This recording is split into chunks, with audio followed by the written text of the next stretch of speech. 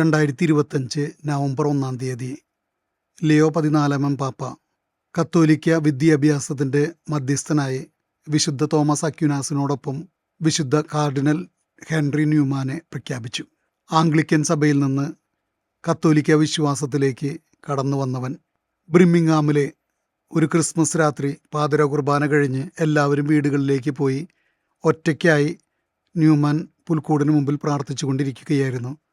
അപ്പോൾ കതകിൽ ഒരു മുട്ട് കേട്ടു. ഒരു യുവാവ് അകത്തേക്ക് കടന്നു വന്നു. അവൻ ന്യൂമാനോട് പറഞ്ഞു, ഒത്തിരി കാലമായി അങ്ങയുടെ പ്രസംഗങ്ങൾ ഞാൻ കേൾക്കുന്നു, പക്ഷേ എനിക്ക് ഒരിക്കലും ഇവിടെ കടന്നു വരുവാനുള്ള ധൈര്യമുണ്ടായില്ല.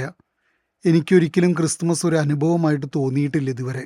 ന്യൂമാൻ അവനോട് ഒരല്പനേരം കൂടി ഈ പുൽക്കൂടിന് മുമ്പിലിരുന്ന് പ്രാർത്ഥിക്കാനായിട്ട് ആവശ്യപ്പെട്ടു. അതിനുശേഷം പതുക്കെ അവനോട് പറഞ്ഞു, നീ കണ്ടോ, ഈ പുൽക്കൂട്ടിൽ ഒരു കൊച്ചു ശിശുവായി ഈശോ ജനിച്ചത്.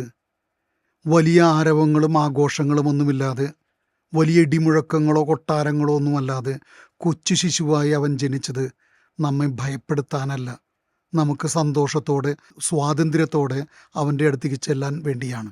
ആ യുവാവ് തൻ്റെ ഹൃദയം തുറന്ന് ഈശോയോട് പറഞ്ഞു, നീ എന്നെ ഇങ്ങനെ തന്നെ സ്വീകരിക്കുമെങ്കിൽ എനിക്കത് മതി. കാർഡിനൽ ന്യൂമാൻ പറയുക, ക്രിസ്തുവിൻ്റെ സ്നേഹം ജനറലല്ല. ഓരോ വ്യക്തിയെയും വ്യക്തിപരമായിട്ട് സ്നേഹിക്കാൻ അവനിലേക്ക് കടന്നു വരുന്നതാണ്. നമ്മളായിരിക്കുന്ന അവസ്ഥയിൽ ഈശോയിലേക്ക് ചെല്ലുക, ഈശോ നമ്മെ സ്വീകരിക്കും.